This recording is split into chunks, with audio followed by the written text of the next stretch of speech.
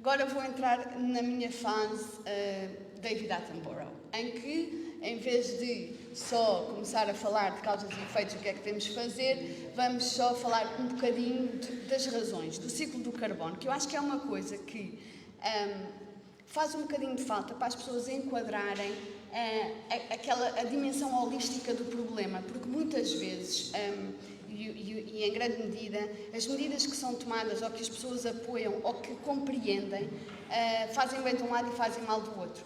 E a razão por que as pessoas não compreendem a ligação entre as duas coisas é porque não têm a noção sistémica, que parece assim uma coisa muito de alinhamento de chácaras e não sei o quê, mas não é, é mesmo uma questão de sistema ao nível do planeta. Então, o que é que nós temos?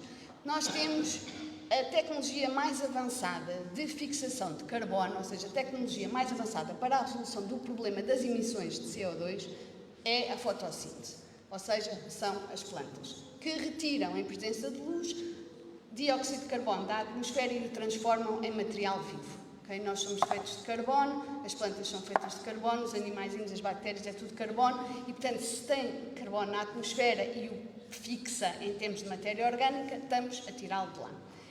Este carbono ficará numa árvore até a árvore morrer. Se a árvore morre, ele vai ser decomposto e ou volta para a atmosfera ou pode ser transformado ao longo de milhões de anos, por processos vários, em combustíveis fósseis. Portanto, pode ser transformado em carvão ou ser transformado em petróleo, se ficar na terra, este carbono. Durante a noite, as árvorezinhas, como os animais e como nós, respiram, como nós. E nós respirar é obter energia para viver, retirando oxigênio da atmosfera e libertando CO2. Portanto, estamos a voltar a pôr CO2 na atmosfera. O grande problema que nós temos neste momento é que o dióxido de carbono atmosférico, que tem estado a ser acumulado no solo sob a forma de combustível de fóssil, ou seja, sob a forma de carvão ou de petróleo, está a ser retirado e queimado. Ou seja, estamos a tirar carbono que estava armazenado na Terra e a voltar a metê-lo na atmosfera. Pronto, e este é o problema central. Nós estamos a desequilibrar o sistema. Temos, agora aqui, a nível global e com números totais, ok? Se nós não tivéssemos esta setinha cinzenta, estávamos a lidar aqui com este lado. A maior parte destes círculos, vocês veem, são coisas que entram e saem e não há problema nenhum. Mas o que nós estamos a fazer é tirar coisas que estavam arrumadinhas na Terra, combustíveis fósseis, e a voltar a metê-los na atmosfera. Pronto. E esses não estamos a conseguir tirar. Portanto, temos aqui um acréscimo de 4,9 gigatoneladas por ano de acréscimo, por ano, não, acho que é entre 2009 e 2018 que estamos a meter de volta para o sistema. Pronto. Então agora o que eu vou fazer é correr só um bocadinho estas setinhas, a cinzenta é com a Vera, mas aqui a laranja e a verde e esta verde escura, e ver o que é que nós podemos fazer. Isto é ao nível global. Portugal não é um planeta, é um país, mas aquilo que nós temos que pensar em termos de desafios tem que estar inserido neste sistema. Tem que contribuir de alguma forma para resolver o problema a este nível e não apenas ao nível do nosso território, porque ele não pode ser resolvido só ao nível do nosso território. Então, isto já falamos. Pronto. Primeira questão, tenho a certeza que a Vera vai desenvolver. A produção de energia fóssil neste momento está a aumentar. Okay? Nós não estamos a reduzir, nós estamos a acrescentar à energia fóssil que está a aumentar a energia renovável que produzimos, ou seja, nós estamos a aumentar a quantidade de energia que enquanto sociedade estamos a consumir. Isto é um problema. O segundo grande problema do ponto de vista da energia, li no Financial Times, portanto deve ser mentira, é que o pico de energia, o pico da produção fóssil vai ser atingido em 2030. Se está no Financial Times, deve ser em 2050, porque eles normalmente são bastante, querem fingir que isto está mais ou menos a correr bem. O que significa que ainda vai aumentar mais, ainda vamos tirar mais cá de baixo e meter mais na atmosfera. Quando falamos do net zero, de arranjar uma economia, um sistema económico que funcione para o net zero, a pergunta que temos que fazer é qual zero? Qual net zero? O de há 150 anos atrás ou o daquele que vamos atingir quando estivermos no pico da nossa produção fóssil? Isto é uma questão importantíssima, porque disso depende aquilo que vai acontecer a seguir, ok? Pronto, agora vou para as coisas mais do meu lado. Eu sou bióloga e, portanto, agora vou para as plantinhas, vou para a biodiversidade. Land use. Porquê é que há um aumento de emissões associadas à utilização da terra? Há por causa, essencialmente, ou maioritariamente, por causa da agricultura e da desflorestação. Ou seja, o que acontece é que nós tínhamos sistemas que eram árvores, florestas, ecossistemas florestais, que retiravam CO2 da atmosfera e os transformavam em folhas e em raízes e em troncos, e estamos a tirar essas florestas. Portanto, estamos a reduzir o nosso potencial fotossintético e, portanto, temos aqui um diferencial que temos que tratar.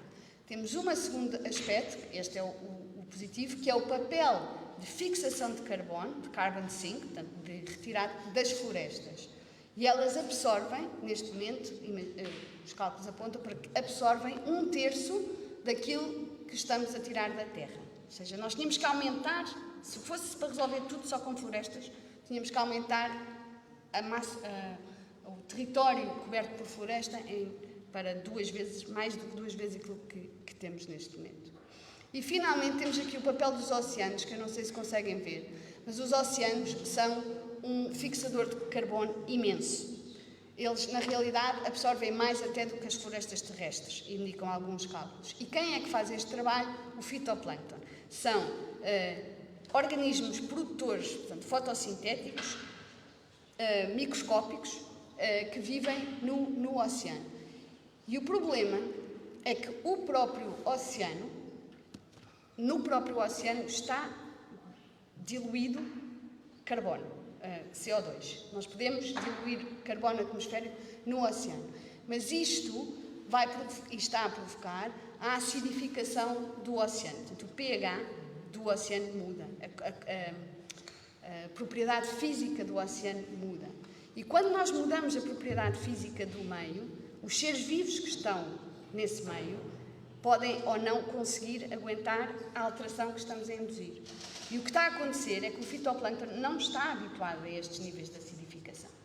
Mas o fitoplâncton, aquelas coisas pequeninas que eu falei, são a base das cadeias alimentares dos oceanos. E, portanto, se nós destruímos uma cadeia pela base, o que acontece é que a cadeia colapsa. Portanto, o ecossistema colapsa. E este é o problema quando nós falamos de impactos irreversíveis e quando falamos de efeitos. Isto é aquilo de que estamos a falar. Não é só o fitoplâncton que vai à vida, é a sardinha. Portanto, nós não podemos comer. Nós vamos ficar. Isto acontece a nível dos ecossistemas oceânicos, mas acontece também a nível dos ecossistemas terrestres. Portanto, o problema da biodiversidade neste momento, que tem sido até dos aspectos menos valorizados da questão dos desafios ambientais, é a parte-chave da nossa sobrevivência no planeta. Nós, se não resolvermos isto, não temos como produzir alimento sequer. Portanto, não. Pronto. E não sou só eu que digo isto. Eu tenho um grande herói ultimamente, que é o António Guterres, e ele disse isto mesmo no COP15. Em Portugal, o nosso investimento, por exemplo, em proteção de biodiversidade e tudo o que tem não aumenta desde 2010. Aliás, tem vindo a contrair. Portanto, é mesmo um tema importante. Ok. Então, agora vou passar, porque eu tinha 3 coisas, não era? Biodiversidade, energia e a Vera, e depois tinha o urbanismo. Eu chamei-lhe urbanismo, mas na realidade eu relaciono a questão do urbanismo com a questão da habitabilidade. Portanto, nós vimos estes efeitos das consequências das alterações climáticas e pelo menos estes aqui, têm um impacto direto na habitabilidade, que é onde e como é que vamos viver. E já agora onde e como é que queremos viver. E isto tem aspectos que se relacionam com as infraestruturas, a resiliência e o tipo de materiais que vamos ter à nossa disposição e que materiais é que devemos escolher para construir as nossas infraestruturas. Levanta questões energéticas, deficiência energética que naturalmente se relaciona com sistemas e redes de transportes. Levanta questões hídricas, porque eu não falei, mas uma parte do problema que temos pela frente é a água, o que é que vamos beber.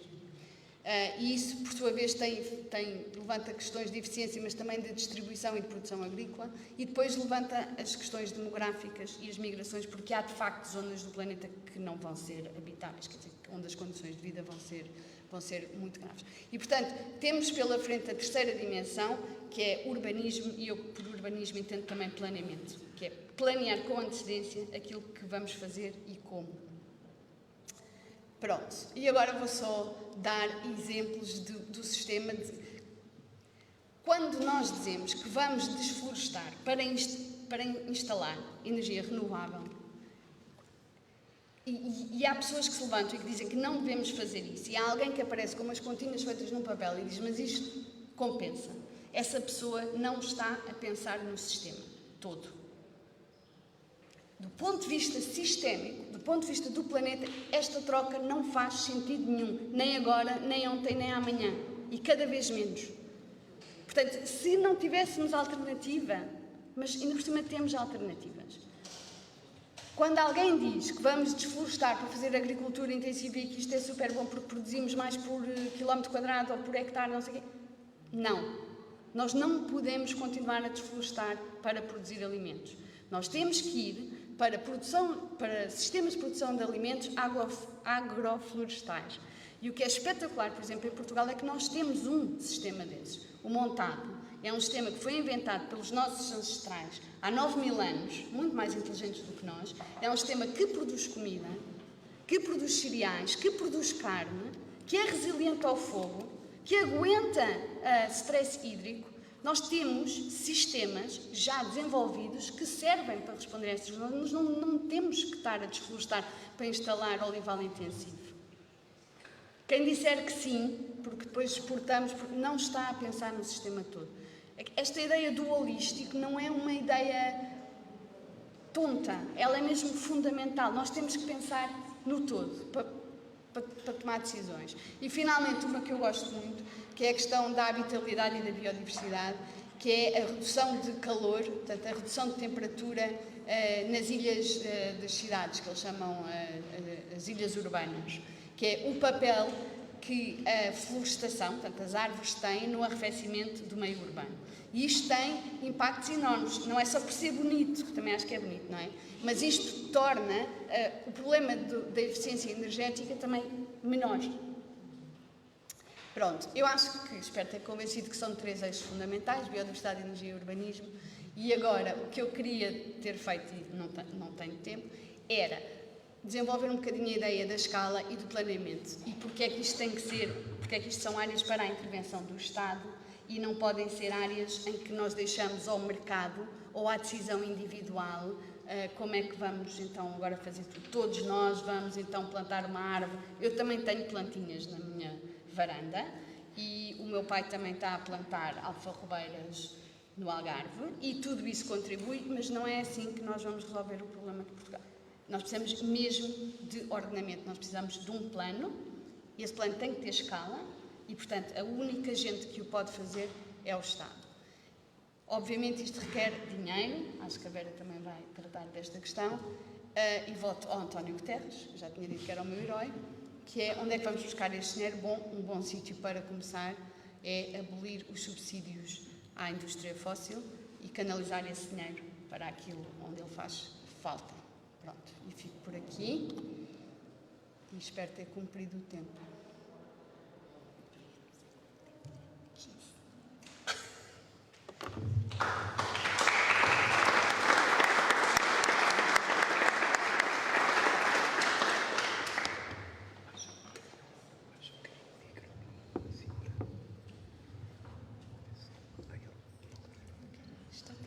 Conseguem ouvir-me bem? Boa tarde a todas e a todos.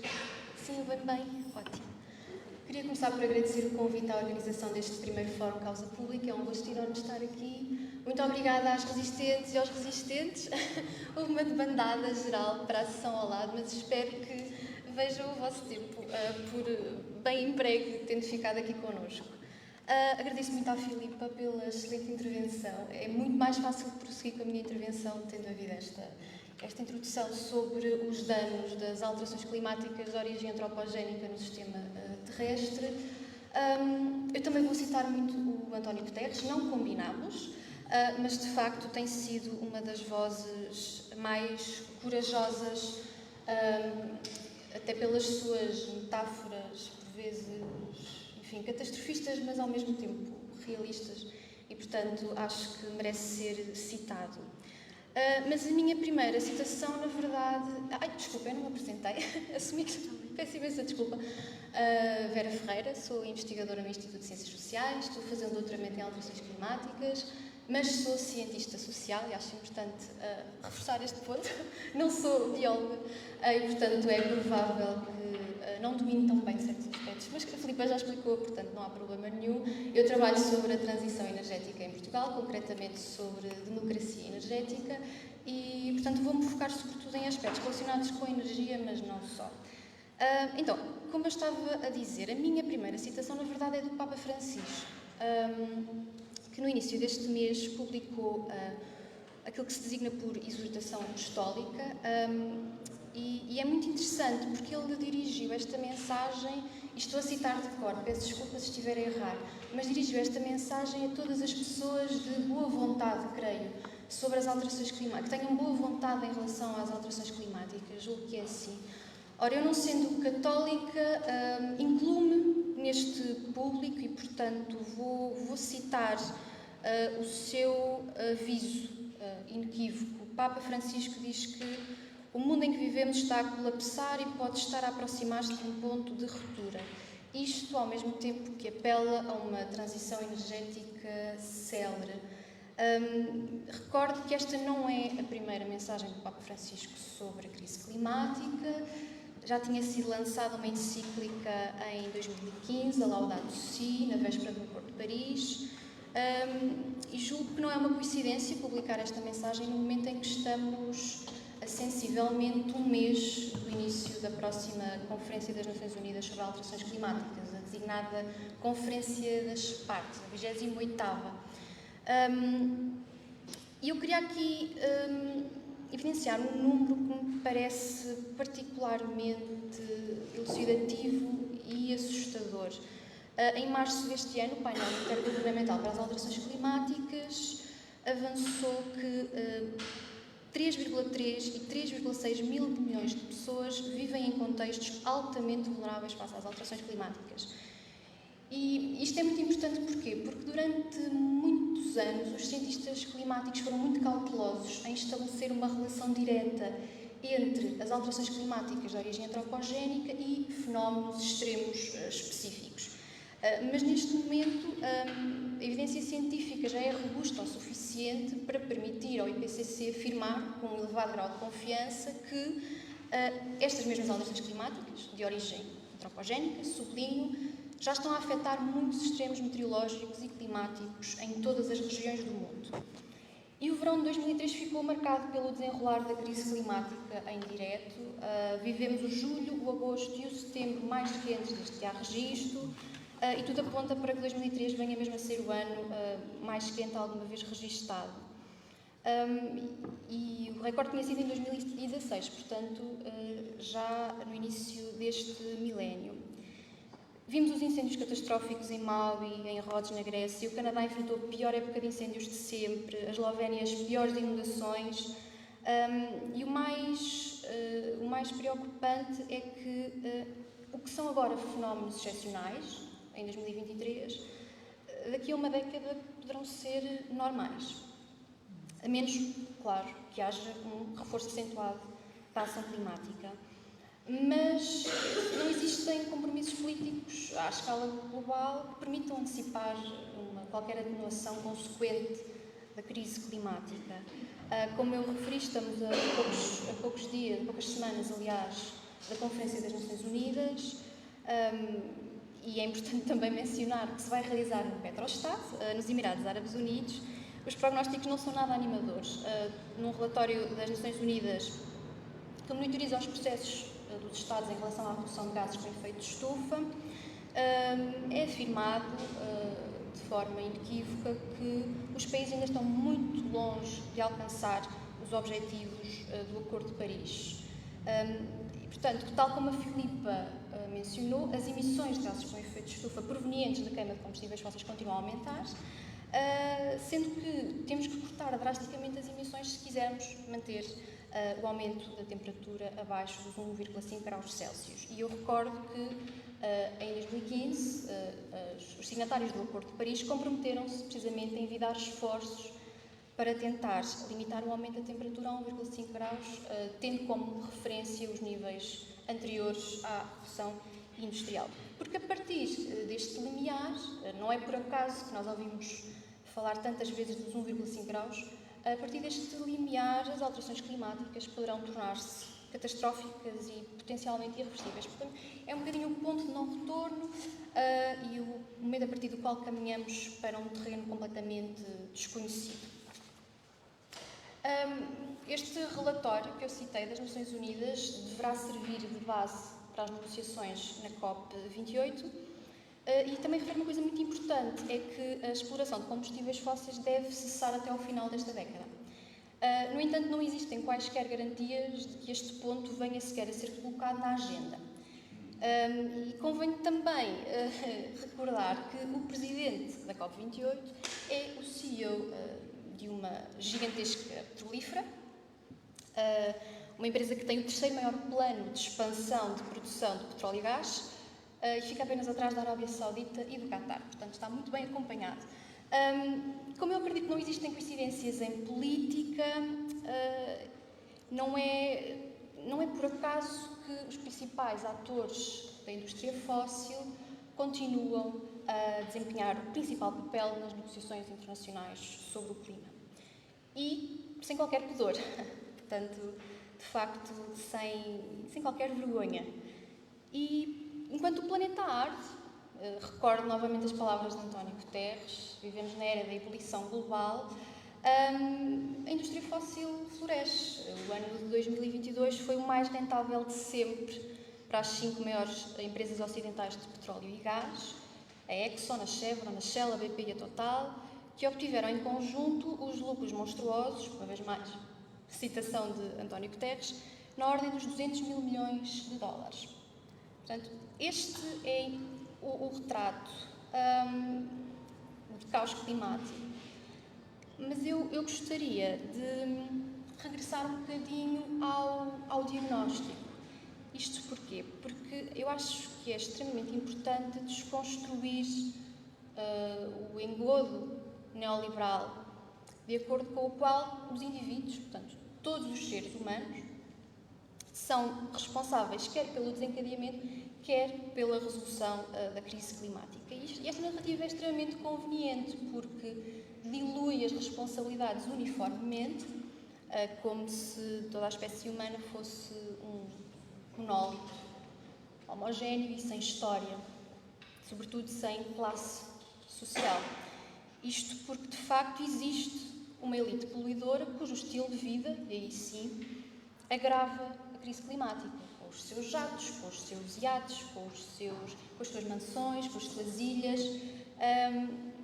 Só para vos dar um número, que é subejamente citado, entre 1990, isto são números da Oxfam, entre 1990 e 2015, o 1% mais rico da população, a nível mundial, foi responsável por mais do dobro das emissões de carbono do que os 3 mil milhões de pessoas que constituem a metade mais pobre.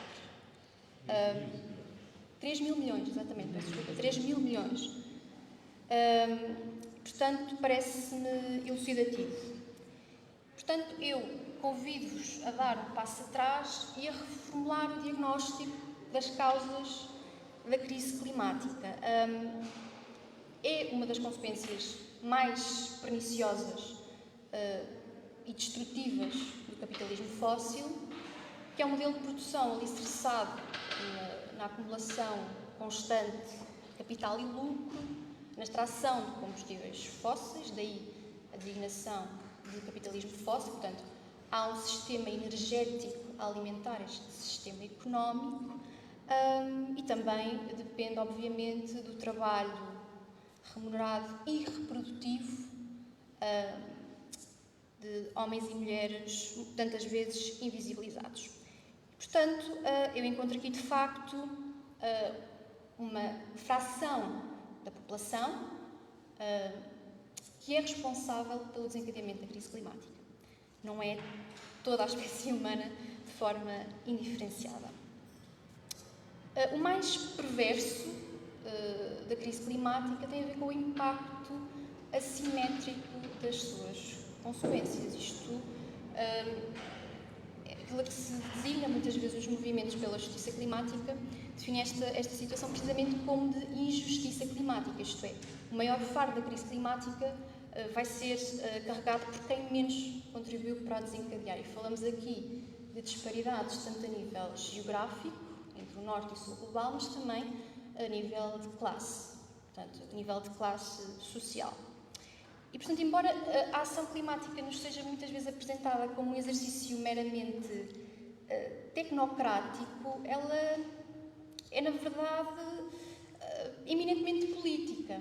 E, sobretudo, quando falamos da transição para as energias renováveis, que é provavelmente, a nível europeu e nacional, o principal dispositivo encontrado para o combate, a utilidade de combate às alterações climáticas. Portanto, se a ação climática é política, então abre espaço para a contestação e, desejavelmente, espero, para a construção de alternativas. Portanto, o slogan que é muitas vezes mobilizado, por exemplo, nas greves climáticas estudantis, mudar o sistema, não o clima, nunca foi tão pertinente. A questão é que, para evitar que seja esvaziado e cooptado, tem que ser acompanhado de um programa político que permita cortar drasticamente as emissões de gases com efeito de estufa, abandonar definitivamente os combustíveis fósseis e aumentar a incorporação de energias renováveis na nossa matriz energética. Portanto, será, na minha perspectiva, uma alternativa ecológica, democrática e planeada ao capitalismo fóssil, encetada nacionalmente e coordenada a nível internacional. Isto porque, dada a magnitude do desafio, e a Filipa apontou para este aspecto, e também na primeira intervenção do professor Gerrez foi mencionado, só um Estado forte é que pode encabeçar uma resposta consequente às alterações climáticas e desencadear esta transição socioecológica e energética de uma forma célere e em larga escala. E, portanto, a concretização desta política implica necessariamente o controle público de setores estratégicos.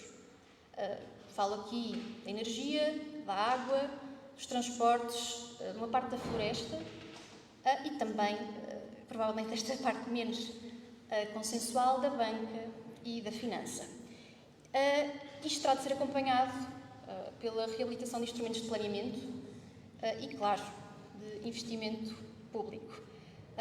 Portanto, isto significa que as grandes decisões sobre produção e investimento devem ser tomadas de forma coordenada por um Estado com legitimidade democrática. Eu acho que este aspecto é fundamental, de acordo com critérios ecológicos e de justiça social.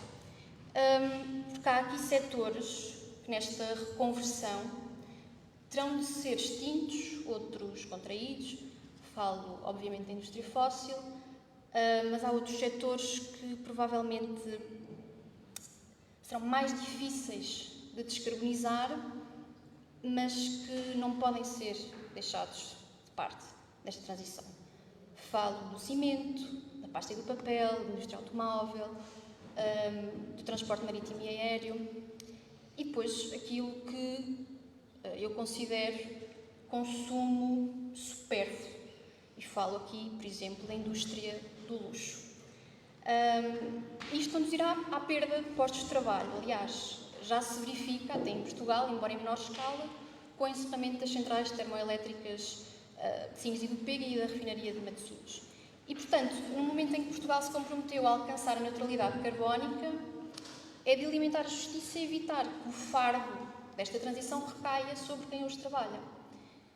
E, portanto, a classe trabalhadora tem de ser incluída nesta transição. E é uma classe trabalhadora para quem, provavelmente, as alterações climáticas representam um horizonte longínquo ou são pessoas que legitimamente se sentem ameaçadas porque antecipam a perda do seu posto de trabalho sem oferecer alternativas dignas. E é precisamente aqui que o Estado tem de intervir. E, portanto, será imprescindível incrementar a produção nacional em vários domínios para garantir soberania energética, soberania alimentar. São questões de que pouco falamos, a nossa dependência de cadeias de abastecimento muito complexas e dispersas geograficamente. Temos que fomentar a criação de emprego em setores como as energias renováveis, os transportes, uma indústria que poderá ser reconvertida para a transição energética.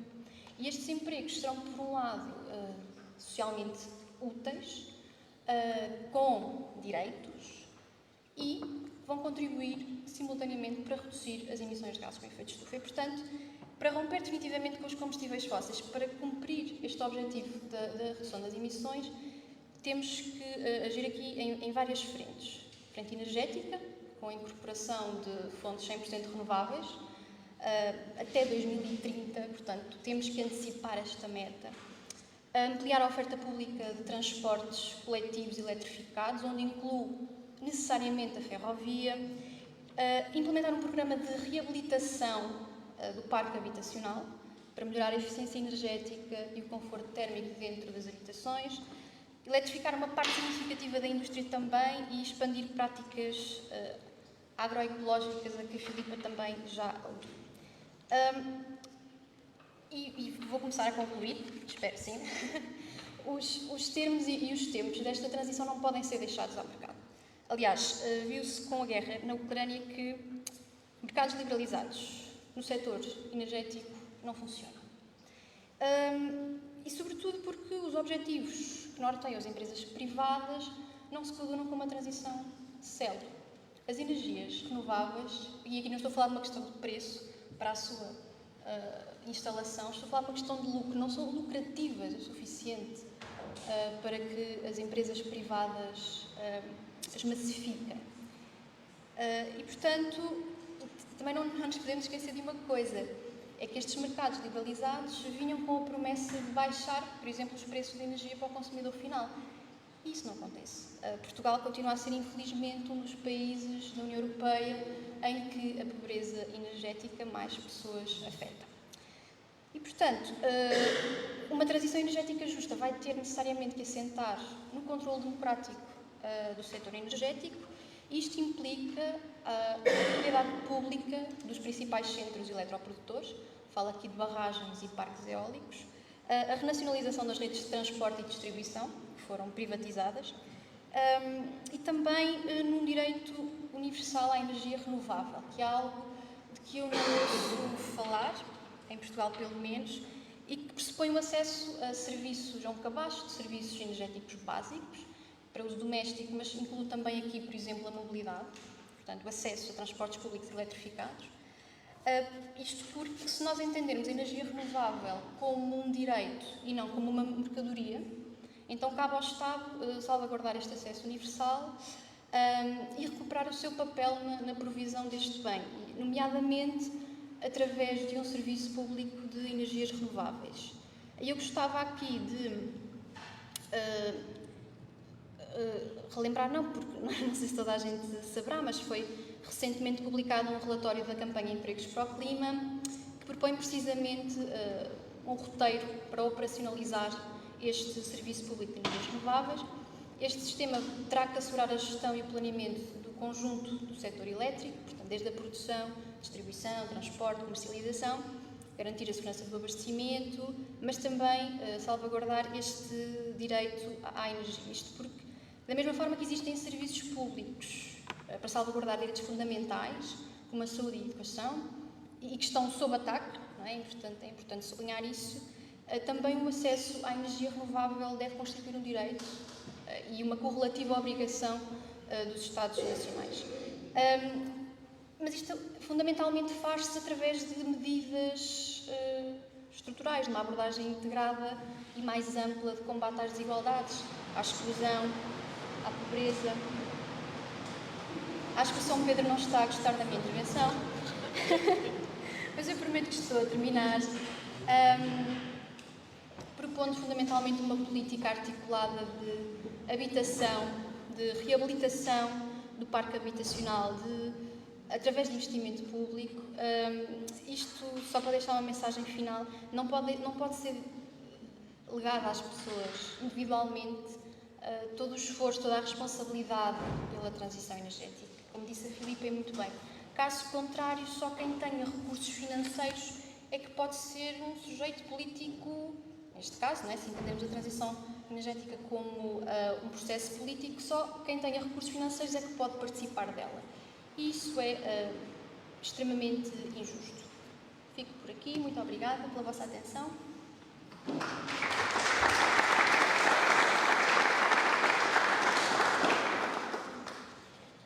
Nós temos que melhorar a nós próprios, não é?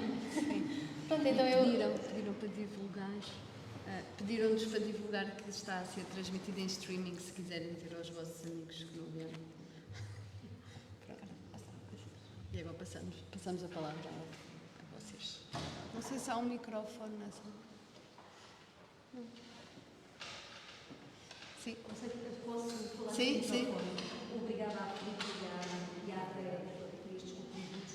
Eu tenho aqui uma ou duas questões. Uma é que todos aqueles companheiros que saíram para a outra sala deveriam ser chamados e mobilizados a estar aqui connosco e a debatermos todos juntos isto.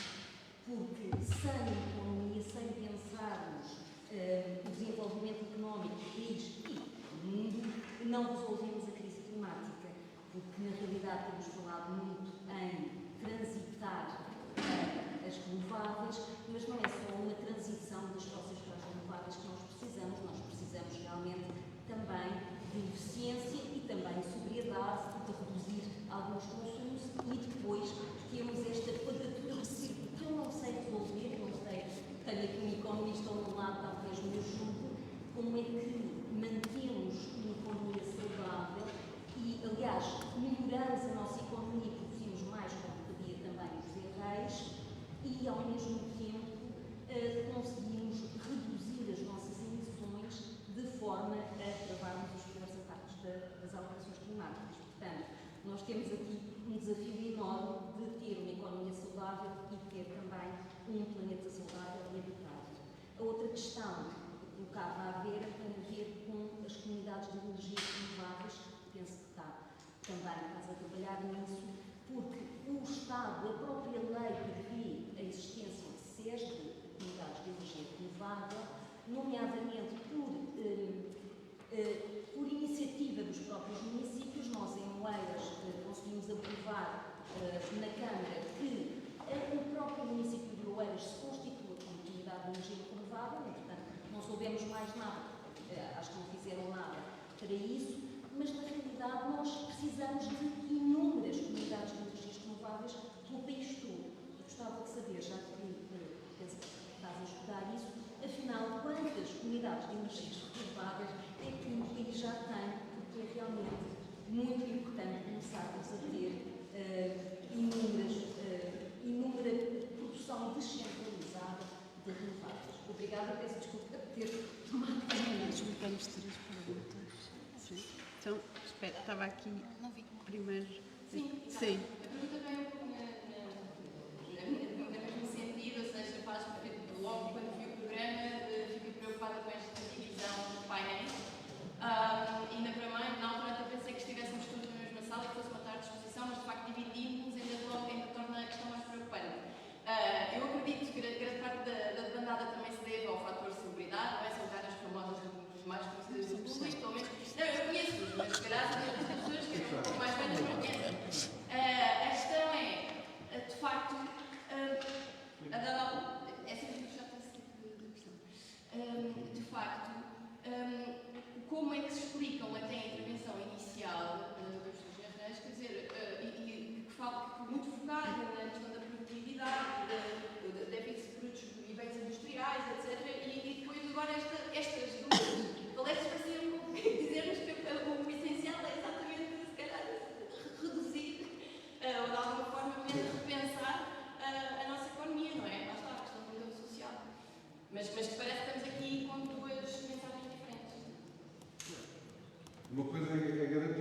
isso é garantido, sobretudo a primeira intervenção. Nós não podemos contar com os privados. Isso foi o que eu entendi da sua intervenção. Portanto, isto tem que ser uma coisa pública e coletiva. Portanto, nada há a esperar dos privados. Foi o que eu percebi da sua intervenção. Ou não? Já é a pergunta. Ou os privados têm papel nisto? Quer dizer, eles têm um problema de lucro, não sei o quê, que não chega suficiente, foi o que eu percebi da sua intervenção. Portanto, o tom todo foi que isto é uma causa pública. Exatamente. Portanto, eu gostava de ouvir a sua resposta em função daquelas perguntas, não é? E deste enquadramento, com a sua premissa de que nada, em Portugal pelo menos, pode ser, nós não podemos contar com os privados. Sim. Eu queria ver com isto as coisas que eu dizer. Primeiro é, eu não percebi a parte da propriedade de coisas que mais ou menos tem que ser público. Eu percebo que tem que ser regulado. Que a sua utilização tem que ser regulada. Mas não percebo porque é que tem que ser público. Se eu souber regular, e isso é que há, por exemplo, o mercado de medicamentos está regulado. Não é? E há outras coisas que estão reguladas. Eu não percebo porque é que a propriedade tem que ser pública, porque é que não basta regular. A seguir pode ser uma situação distinta que é, à face da regulação, o mercado, a iniciativa privada não está interessada. Nesse caso, para o público ir para a frente. Mas é só uma consequência, não tem que ser um objetivo. Eu não percebi. A segunda coisa que eu não percebi, porque é que tem que haver um direito ao acesso à energia renovável e não tem que haver um direito ao acesso à energia? A seguir podemos discutir que a energia deve ou não ser renovável. Mas o direito básico é o acesso à energia, é o acesso ao poder aquecer a casa. Obviamente, se eu puder melhorar a casa e ela precisar de ser menos aquecida, é o ideal. Sem querer ser mauzinho, respondendo à pergunta do porquê, Já vai ser, não é? não é querer ser mauzinho. Há uma questão que é geracional. Porque é que a muda de andada? Sim, há uma questão que é geracional. As pessoas como eu pessoalmente, estamos muito preocupados com o futuro, para os próximos 20 anos, ou dentro da análise. Eu tenho netos. Ok. Não tenho nada, eu tenho netos. Calma. Pronto. Eu estou preocupado com os meus netos. A minha frase no Carceneiro foi as pessoas como eu, as pessoas como eu, de facto, uma experiência de vida de 20 anos. Pronto. Obrigada. Mas no entanto estou aqui, né? Mas a experiência de vida de 20 anos. Obrigada. Fala mais alto, pode ser. Obrigada. Então, eu não estava na primeira parte, porque eu estava no outro. Porque eu não percebi que eram ao mesmo tempo. Portanto, isto vai ser mais uma crítica construtiva, que é, eu não percebi porque é que eram separados. Mas isso é da organização, não é? Certo, mas isso é que é uma crítica construtiva. Que é, basicamente, podia ser uma junção, e eu acho que isto é um problema geracional, por isso é que eu quis vir ao fórum, porque eu queria dar oportunidade. E acho que é uma questão geracional porque, é a minha opinião, é uma questão geracional porque acho que ainda há muito aquela coisa de gerações mais antigas e agora as gerações muito mais novas terem uma polarização das questões, que é a economia está aqui, a saúde está aqui, a cultura está aqui. E é preciso que há uma responsabilidade entre eles. Portanto, estarem aqui a separar o ambiente ou a transição climática da economia, acho que é problemático. Ok. Ali? Sim. Antes de mais nada, agradecer a vossa exposição, até porque já estamos na fase de perguntas, já estão a ser atacadas com estas coisas, portanto, é importante agradecer antes de fazer mais ataques. Eu não vou comentar a parte geracional, acho que é interessante, mas não é bem aquilo que me interessa mais, até porque de facto há variedade, não é? Há variedade na saber.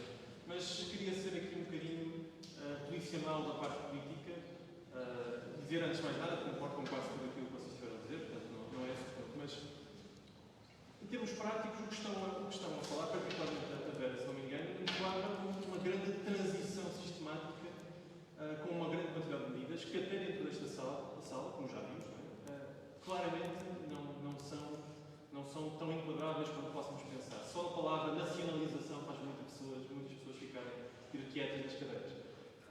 Portanto, neste contexto, e ainda por cima num momento onde cada vez mais vemos a criação de blocos geopolíticos e a necessidade de assegurar uma autonomia estratégica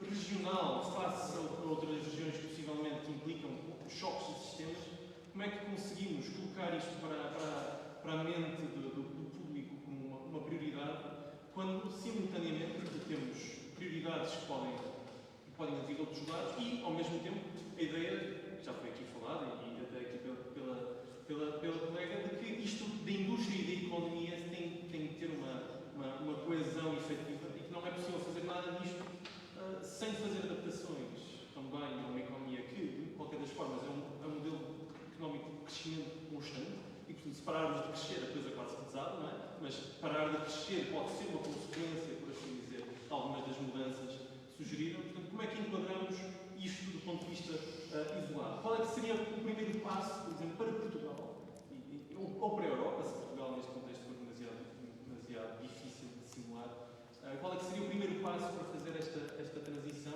especificamente no contexto político que temos hoje aqui, e especificamente com tanta divergência de opinião, mesmo numa sala onde acredito que a maior parte das pessoas se enquadrariam com a ideia de esquerda e de causa de cultura.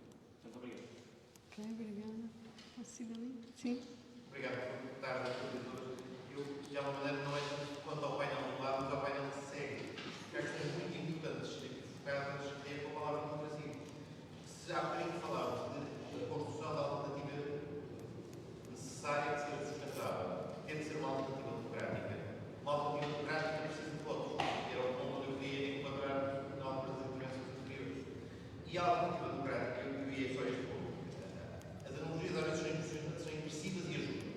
A ideia de que 1% de pessoas que têm já piscinas e mansões polui mais do que os 3 mil milhões que não têm nada. O problema é que há 5 mil milhões por meio.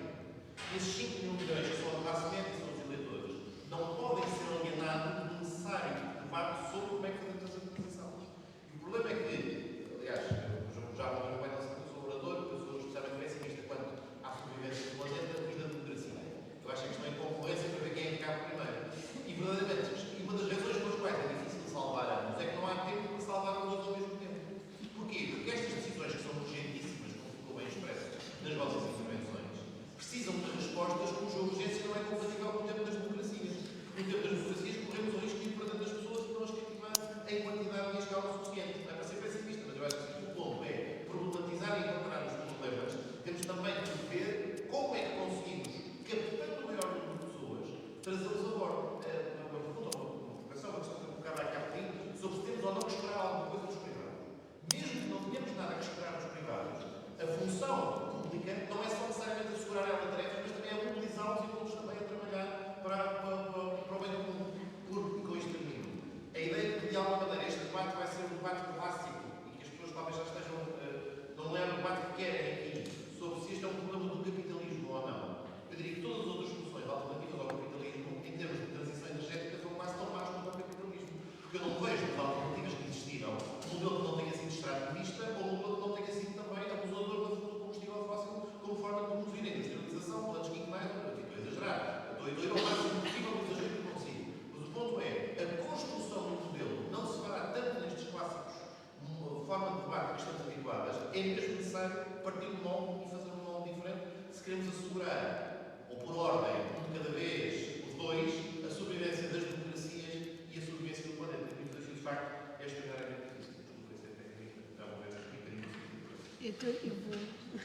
Estamos quase a suspender a democracia, como a Teresa Ferreira Leite. É só um bocadinho.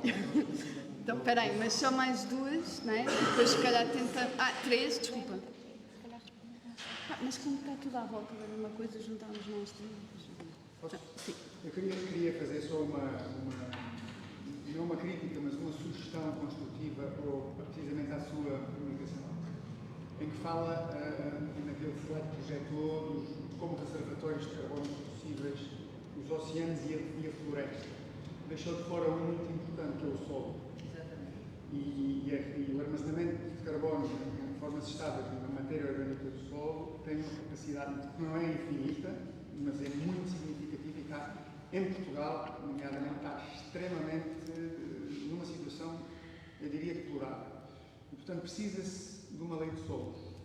É uma iniciativa legislativa que já está a tomar corpo a nível comunitário, mas que nós tardamos em puxar cá para dentro. Solos, nomeadamente na vertente do uso agrícola. E isso tem como bónus, solos em boa condição no que toca à matéria orgânica, além da acumular em carbono, tem como bónus a melhoria das condições produtivas da terra, que vai permitir-nos aumentar a nossa soberania alimentar, que foi também referida pela Vera.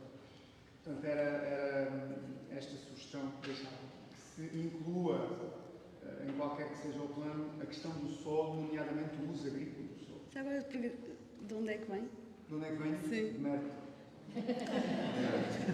Lá fora falamos. Aqui. Primeiro queria subscrever ali ao senhor colega, de facto nós perdemos aqui esta parte do achava que tinha sido bastante mais interessante. Eu pensava que era. Pode falar um bocadinho mais alto. Peço desculpa, não sei o que passou hoje. Mas pronto, eu queria também ressaltar aqui outra questão que acho que não foi mencionada, pelo menos pelo que eu percebi até agora, é a questão de uma energia que atualmente é muito importante, que se calhar resolve muitos problemas da economia, que é a energia nuclear. E se calhar é isso. As pessoas vão mandar uma facada nas costas. Existe algum preconceito em relação à energia nuclear, porque a energia nuclear não está no debate público. Mas qual delas? A energia nuclear é. Qual delas? Há uma que suja e uma limpa. A limpa ainda não se consegue. A limpa ainda não se consegue. Consegue ser um país. Sobre a energia nuclear, É verdade, e as outras tentam, se preferem, se interessa, é verdade. as energias renováveis também podem, de certa maneira. Aqui a questão é se isso pode ser uma alternativa também, porque efetivamente o que precisamos é de mais energia, não é de menos energia. Ok. Maneiras mais eficientes de ter. Obrigada. Ricardo? Não, primeiro o Ricardo e depois acho que vamos tentar responder. Partilhamos todos, acho que esse ponto comum do grande ceticismo. De facto, partilhamos todos um grande ceticismo com este dado. A grande questão é saber se vamos conseguir. Há duas questões muito complexas. Uma é que nós portugueses, Portugal faz parte de um conjunto, nós sozinhos não resolvemos nada. E outra coisa é que os progressos nesta causa podem conflituar com outras da economia, do desenvolvimento, porque existem estes dois conflitos, eu de facto também não estou muito otimista. Sou muito cético se conseguimos atingir um resultado. Em qualquer dos casos, eu acho que perante este problema, na minha ótica, aquilo que nós temos que fazer é aquilo que podemos e devemos fazer no nosso contexto. Estou a falar agora de nós portugueses. Nós temos uma lei, temos objetivos marcados até 2030, para já. Eu acho que nós fizemos algum esforço significativo. Mesmo no contexto europeu, nós estamos numa posição muito má em relação ao esforço dos outros. Todavia, de acordo com as últimas avaliações que foram feitas, nós não vamos conseguir cumprir a 2020. E a pergunta que eu ponho aqui às nossas moderadoras, que têm experiência nisto, é o que é que nós podemos e devemos fazer para ver se conseguimos cumprir até 2030 ou para ver se conseguimos cumprir o mais próximo possível das metas de 2030. O que é que em concreto nós podemos fazer para cumprir os limites que pusemos a nós próprios? Ok. Queres começar? Ok. Eu vou começar pela parte mais fácil, para mim, que é a questão do solo. Porque é justamente no meu trabalho, numa das áreas em que estamos a trabalhar, porque depois mas ele estava no primeiro slide, eu é que fui um bocadinho rápida. Portanto, naquele momento, David Attenborough, o guaxinim e a plantinha, quando morrem, ali o primeiro passo é o efeito de zinco do sol, que é absolutamente fundamental, claro. E há um papel importantíssimo na transposição da Diretiva Solo Europeia para Portugal, no qual eu espero começar a trabalhar para a semana, e no papel da regeneração do solo como motor fundamental disto tudo. Pronto, eu resumiria, não sei se isto vai ser muito justo para toda a gente, mas eu resumiria assim, em dois grandes temas que foram focados. O primeiro é a relação da economia com a questão do desafio ambiental. Pronto, acho que isto todos concordamos que é central. E a segunda grande área foi a questão Pronto, e por causa disto também do modelo económico, não é? Então, se é capitalismo, como é que fazemos isto, se há ou não há um lugar para um papel dos privados. E depois a grande questão entre a energia e o papel e a democracia, e que também se relaciona com o modelo económico e a intervenção individual, ou o papel das nacionalizações, etc. E eu queria começar justamente pela energia, para dizer o seguinte: a lei energética e das comunidades energéticas, vamos lá ver, a energia é um negócio e agora pode ou não continuar a ser só, ou sobretudo, ou também um negócio. Uma das grandes, no início, uma das grandes vantagens, aspectos positivos da transição energética, nomeadamente do fotovoltaico, era a iniciativa privada, é a descentralização da produção, ok? E isto iria, na prática, que aliás tinha várias vantagens, porque se nós descentralizássemos a produção e passássemos a produzir em telhado, não tínhamos que desflorestar para instalar, isto só para dar um exemplo. Mas aquilo com que ficámos, aquilo que sobrou disto, é uma lei das comunidades energéticas que não me traz vantagem nenhuma no meu prédio lisboeta com 3 apartamentos em pôr 3 painéis lá em cima. Porque eu não tenho direito, pela lei tal como ela foi feita, a instalar um contador bidirecional. Ou seja, e acho que é um dos aspectos que a Vera tentou salientar, há um papel, tem havido um papel muito importante dos grupos económicos da energia, naquilo que se pode e naquilo que não se pode fazer, e nós temos que tratar nós temos mesmo que tratar disto. Pronto. Portanto, seria possível democratizar a produção de energia, para responder ali ao Pedro, seria, mas a lei que nós temos não permite isso. Pronto. Obrigada. Mas em Nova Iorque permite. Pois não sei, não conheço. Pronto. A relação entre a economia e o ambiente. Eu acho que é claro, quer dizer, a minha apresentação terá sido mais conceptual sobre quais são os eixos em que temos que trabalhar e porquê. A da Vera é mais propositiva na forma como devemos fazer. Obviamente que há uma relação com a economia e com o modelo económico, porque tudo isto custa dinheiro e não é pouco dinheiro. Por isso, acho que todos concordamos com o António Guterres quando ele diz que nós temos que acabar com o subsídio ao fóssil. Não é só porque temos que fazer a transição energética, é também porque precisamos deste dinheiro para fazer outras coisas. Agora, se as vamos fazer com um modelo mais do Estado ou mais de democracia social-democrata ou um sistema misto, ou mais, acho que sim, acho que de facto é uma questão que temos rapidamente que pôr a votos. E eu não vejo porque é que não havemos de pôr. Eu não vejo porque é que nós não poderíamos votar em referendo o modelo de comunidades energéticas que temos. Não vejo porque é que não havemos de votar em referendo se vamos ou não vamos continuar a desflorestar para instalar o que quer que seja. Está na sua mão. Não está. Eu estou só a dizer que não há nenhuma, ou seja, não há nenhum impedimento a que a democracia, apesar do tempo da política ser diferente do tempo que temos para reagir, como o Pedro bem salientou, a que a democracia não seja aprofundada também para responder a algumas destas perguntas. Respondendo aqui ao Ricardo, pois eu acho que isto está tudo um bocadinho complicado.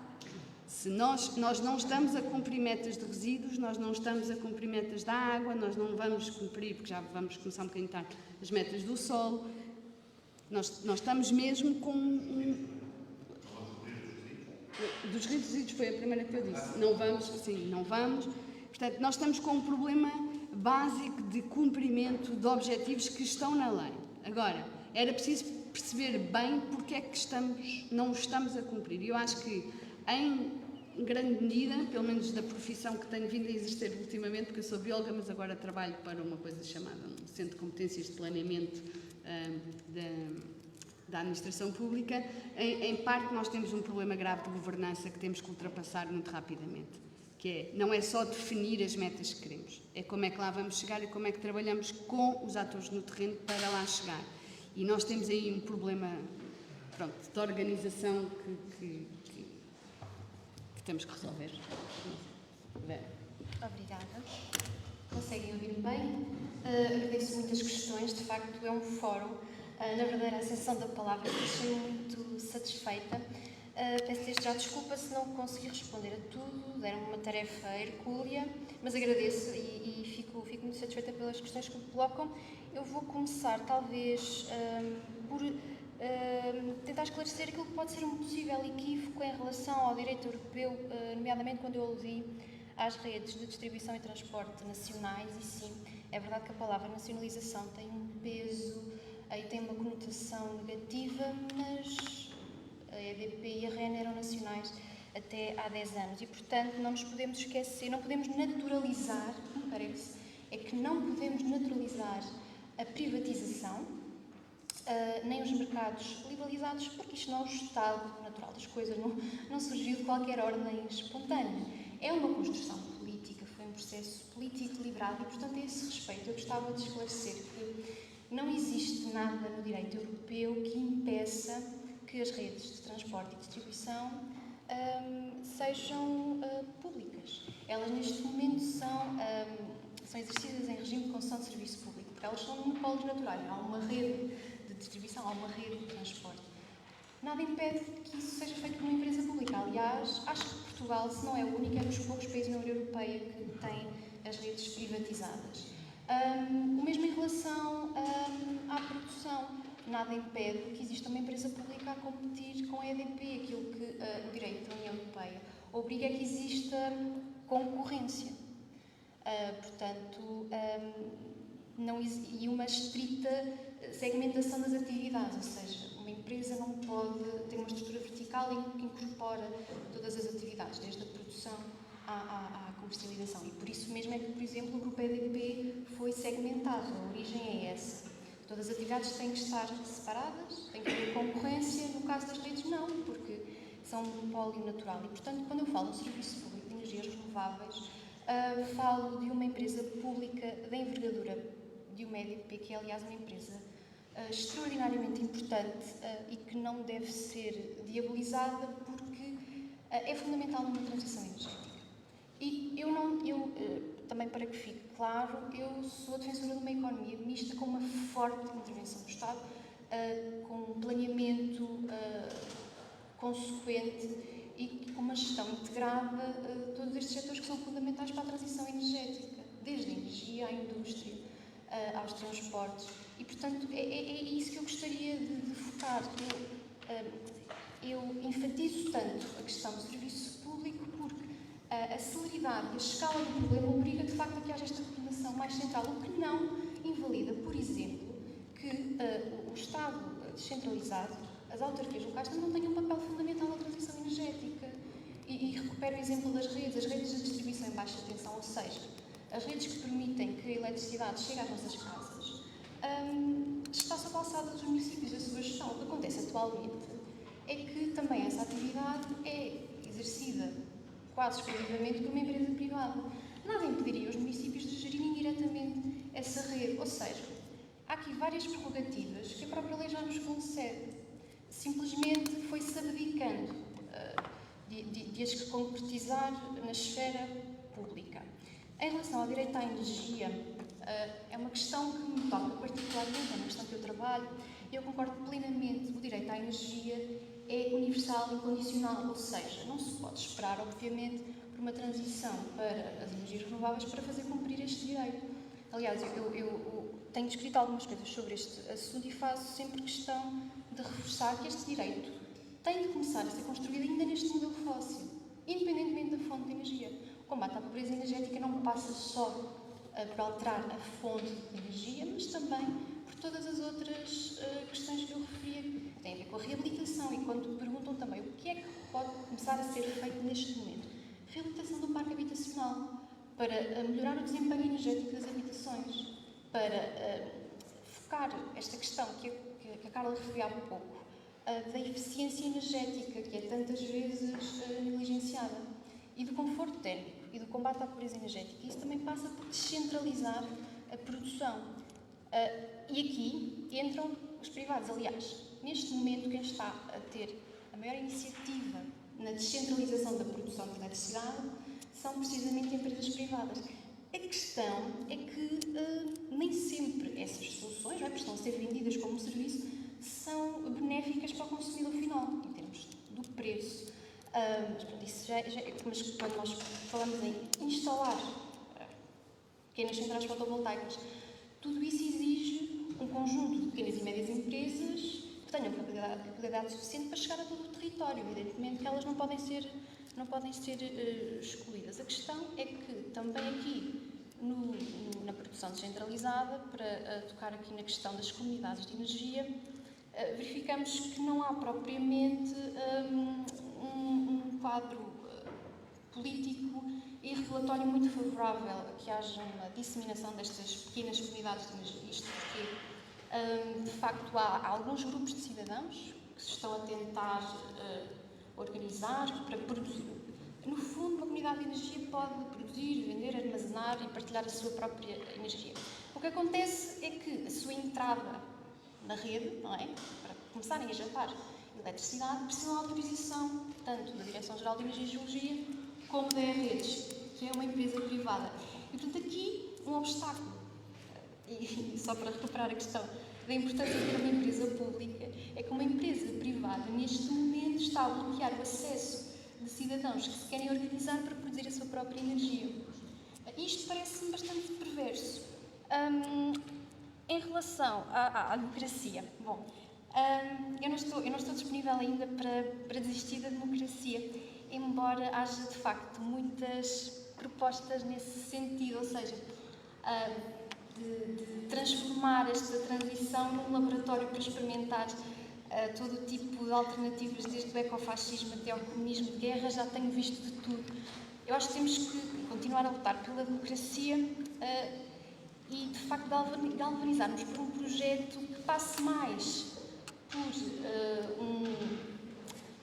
um Green New Deal à americana, não necessariamente o Pacto Ecológico da União Europeia, que é claramente insuficiente, mas que, de facto, nós temos uma missão de construção e reconstrução nesta transição energética.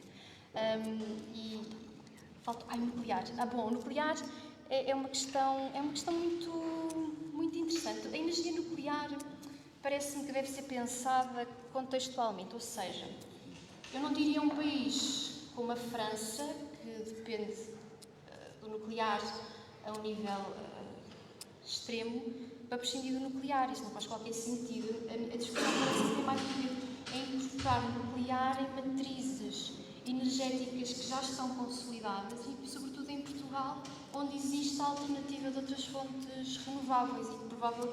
O nuclear já deixa de ser uma discussão. O nuclear tradicional. Não estou a falar do novo nuclear, com os novos módulos solares e coisas assim. Pronto, isso está em desenvolvimento. Mas o nuclear deve ser pensado não como uma alternativa neste momento em que precisamos de disseminar a produção de renováveis. Não é viável. O que não significa que daqui a 20 ou 30 anos ele não possa fazer parte do mix energético, até porque se espera-se que seja muito mais seguro, seja muito mais amadurecido do ponto de vista tecnológico, muito mais viável do ponto de vista económico. Agora, não parece que seja uma solução universal, deve ser abordada tendo em conta a matriz energética de cada país. E para Portugal foi uma discussão que se teve nos anos 80, que parece ter ficado esclarecida. Não parece que haja aí um retrocesso, acho que seria um erro. E pronto, não sei, estou a ver aqui ainda muitas notas, mas acho que já falei mais. Não, vieram-nos avisar, temos mais 2 minutos. Só uma pergunta sobre as redes. Não, mas é que eu acho que havia... Uma pergunta sobre as redes. É que ouvi alguém que tinha... Já se ligou através dos Pirineus a rede da Península Europa. Isso é uma questão, as interconexões. A propósito da questão da dependência externa, a Península Ibérica é uma ilha energética, nós sempre temos estado... Mas já se ligou, eram 100 e tal quilómetros. Não, neste momento estão a ser projetadas várias interconexões elétricas, uma delas para o hidrogênio verde, que é outra questão, mas o que se passa é que Portugal e a Espanha parecem que têm que ter aqui um projeto regional conjunto de transporte. Não, integrado, tanto na produção como no transporte. Nós precisamos de Espanha, ou seja, se nós precisarmos de eletricidade renovável, quem é que é o nosso único vizinho terrestre? É a Espanha, portanto, eu também sou aqui a favor de um plano coordenado com a Espanha. Nos transportes também. Nos transportes mesmo. Ok. Essa parte eu não estou a par. Olha, eu acho que temos que terminar agradecendo. Gostámos imenso das perguntas. E obrigado por terem ficado connosco. O Rogério vem-nos dizer que tínhamos que terminar às h38, mas não sei se estão lá fora à porta para entrar ou... Pronto.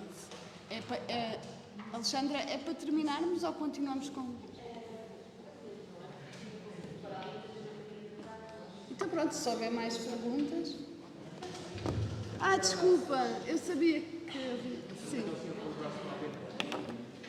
E está aqui outro. Ok. Então quem é que é primeiro? Tu. Não, porque é a segunda vez. Primeiro os... Já falou? Não. Desculpa. Quando eu estudei economia, o mundo era mais simples, porque estes problemas que estamos a discutir aqui resolviam-se com uma simples palavra, a externalidade. Claro. Quer dizer, alguém havia de limpar a porcaria que as empresas faziam. Certo? Exatamente.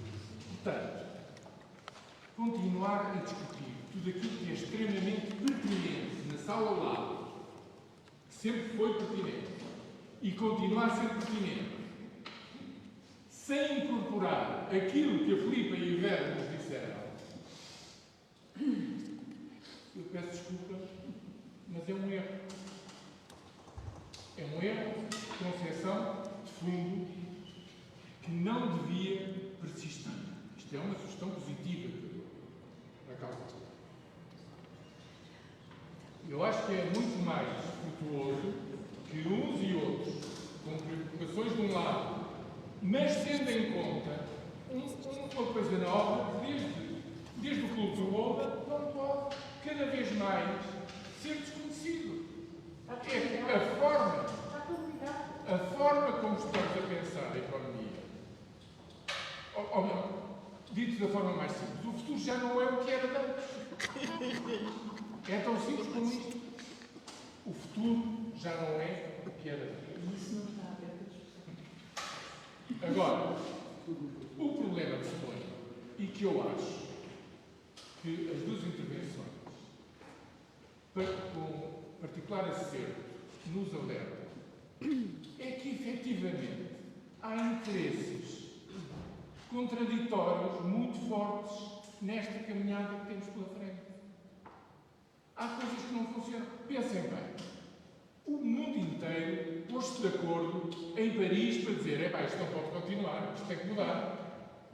Assim vamos para a ruína. Tudo assim, tudo. Grande emoção, choro, drama.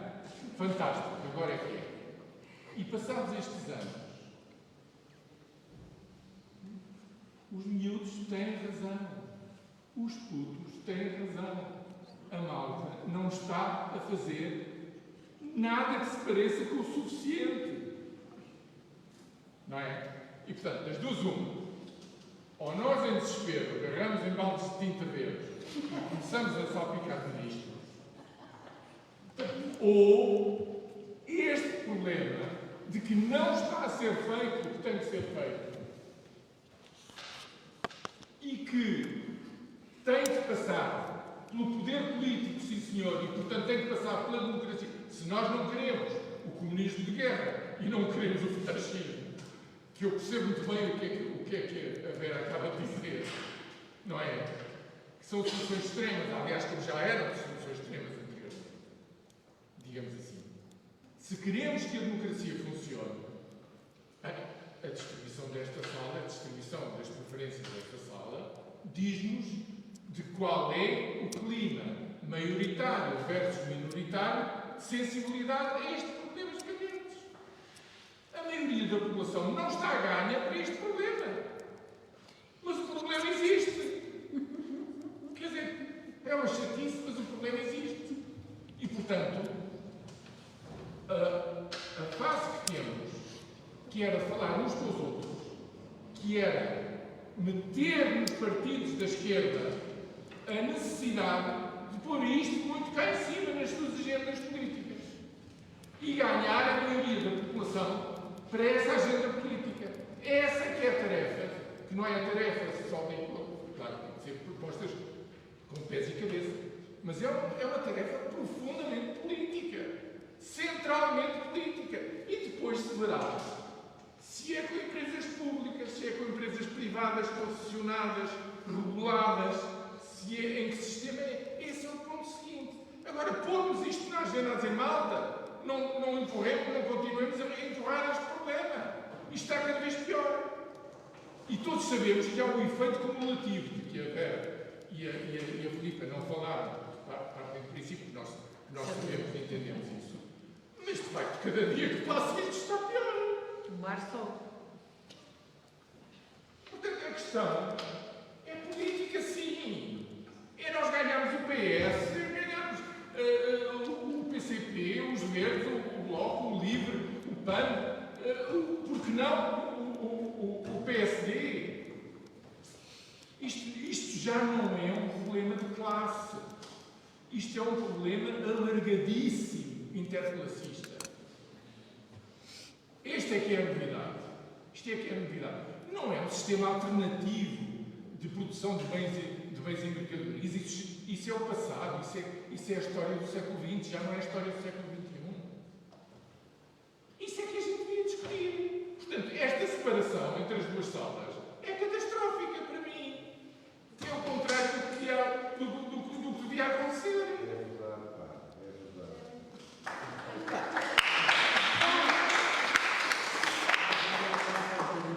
Sua pergunta? Rapidamente, eu reparei que nas intervenções que foram feitas, intervenções muito na tendência para nós, para os humanos, energia, privado, democracia. E aquilo que a Filipa disse logo na primeira parte foi a biodiversidade, e que acabou, a parte que ela falou muito que não era a área dela, que é o urbanismo, e que acabou também aqui no solo. E o que eu acho também que se deve falar mais neste tipo de intervenções sobre o clima é sobre o nosso território. Florestas e isso, e o mar, não só na perspectiva de negócio, a floresta como negócio, mas na floresta como ecossistema simples. Deixem dar os bichinhos lá, deixem dar as árvores a crescerem, porque o ecossistema em si, a natureza em si, trata dela própria. E, portanto, há projetos muito bons a nível europeu e aqui cá em Portugal, chama-se o Will Island, por exemplo. O Will Island é um projeto europeu, que é europeu, transversal, e acontece cá em Portugal, no Val de Coa, em que eles simplesmente, a massa simplesmente cívica, não é pública, mas é cívica, e que simplesmente deixaram lá aquele território do Val de Coa à natureza, e está a abandonar. E, portanto, eu acho que em Portugal há muito espaço para isso. Nós temos um problema grave, eu sendo urbanista sei, expressão do território da humanidade. Nós temos aqui duas metrópoles, mas como é essa metrópole é um tecido completamente confuso de urbanidade. Mas nós temos, no resto de Portugal, no interior e no sul, há esses sistemas agriculturais, não só no Montal, mas também na Cordilheira Central e também no Minho. Portanto, se calhar podemos olhar por aí no sentido de, por exemplo, também tem inclusive na Europa, criar mais parques, gigareservas, gigaparques naturais, para que aqueles parques serem autossustentáveis, quase sem a presença humana. E, portanto, eu acho que desde tipo de intervenções que eu vou falar sobre biodiversidade, de facto, estão falando como a leitura disse muito bem, se eles não aguentam meio grau acima meio grau acima das temperaturas, depois isso acaba na cadeia humana, na cadeia de alimentação das baleias e do ser humano. Portanto, tudo isso nós temos que pensar, não é só se é privado, se é público, se é transporte, se é mobilidade, se é boa peça, se é lugar de gasolina. Isso tudo é importante, mas também falamos, acho que o foco na natureza também é muito fora, a biodiversidade é deixada muito fora destas discussões. Eu gostava também mais de ver essa parte, com mais biólogos, com mais ecólogos, com mais agricultores, com mais pescadores, sem tantos economistas, sem tanta gente das universidades. Eu hoje de manhã ouvi Vamos ter mesmo que terminar. Peço imensa desculpa. Para fazerem algo cheio, querem abater 250 mil ceboleiros. Foi uma grande alegria lá de manhã. Sim. Eu acho que temos mesmo que encerrar. Vamos atrasar as próximas sessões.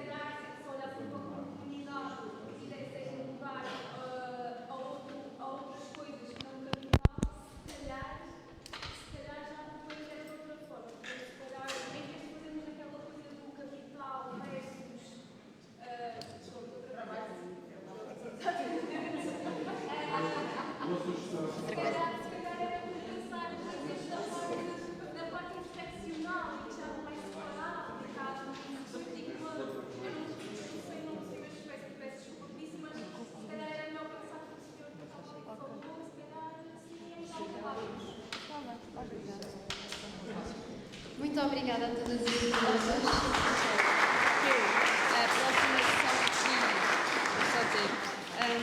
A próxima sessão aqui é sobre o Estado de Direito e qualidade da democracia. Saúde. Ok. E agora há uma pequena pausa para café.